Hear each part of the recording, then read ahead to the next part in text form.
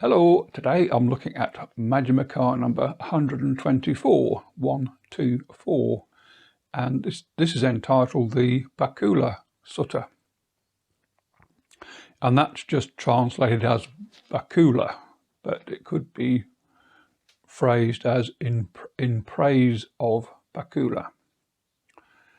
And the location is Rajagaha in the bamboo grove in the squirrel's sanctuary.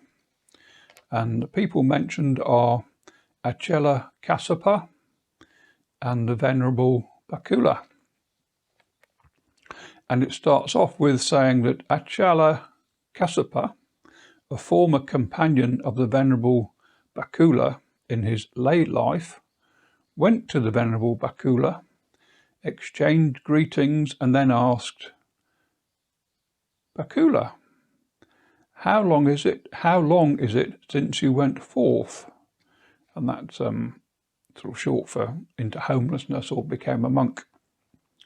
And the reply from Bakkula is 80 years. And the next question from Kassapa was, "And Bakkula, how many times have you had sex in these 80 years?" Bakkula replies, "Friend Kassapa, you should not ask such a question. You should ask, how many times in the 80 years have perceptions of sensual desire arisen in you?" So Kassapa rephrases the question as requested, to which Bakkula replies that in the 80 years since he went forth, he does not recall any perception of sensual desire to have ever arisen. So in the footnotes of the Bodhi translation and in Malalasekara's Dictionary of Pali Proper Names, it states that Bakkula did not go forth into homelessness until he was 80 years old. So at the time of this conversation, Bakkula would be 160 years old. And so by definition, Kassapa, who was his friend when he was a layman, must also be well over 80 years old. So anyway, the sutta continues.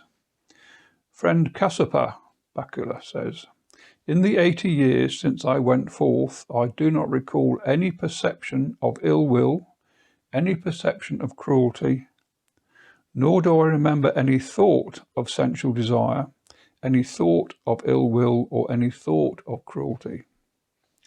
And in the 80 years since I went forth, I do not recall ever having accepted a robe from a householder, worn a robe from a householder, cut a robe, sewn a robe, or dyed a robe.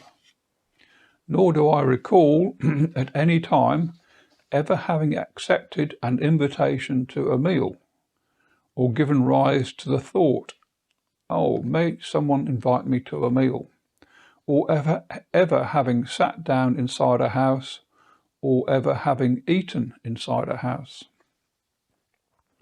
In the 80 years since I went forth, I do not recall ever having grasped at the signs and features of a woman, ever having taught the Dhamma to a woman, ever having gone to the bhikkhuni's, or that's the nun's, quarters, ever having taught a bhikkhuni, or a female probationer, or a novice.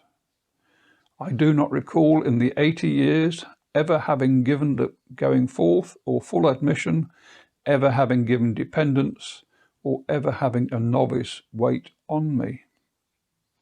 Nor do I recall in the 80 years ever having bathed in a bathhouse, used bath powder, ever having massaged the limbs of a companion in the holy life, ever having an affliction in me, ever having carried medicine around, ever having used a pillow or having a made-up bed, or ever having entered upon a residence for the rainy season in a resting place inside a village.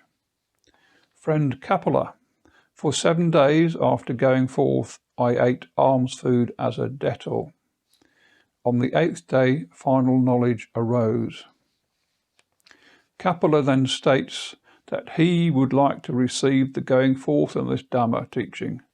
So Kassapa then received the going forth.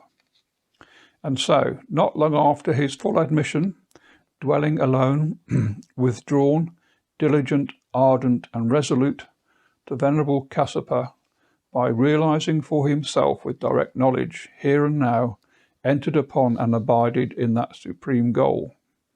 Kassapa knew directly, birth is destroyed, the holy life has been lived, what had to be done has been done, there is no more coming to any state of being. And Venerable Kassapa became one of the Arahants.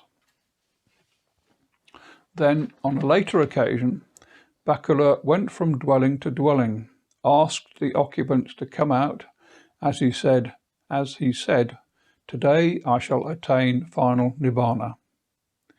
And then, seated in the midst of the assembly of monks, the Venerable Bakkula attained final Nibbana. And so ends Majjhima Nikaya number 124, Bakkula. Now, I'll just add a note there that throughout this sutta, there's a sort of a chorus or commentary going on, where after each statement of Bakkula's accomplishments, there's the phrase, "Thus we remember as a wonderful and marvellous quality of the Venerable Bakkula." And so this is really a sort of a eulogy to Bakkula. That's it. Thanks for watching.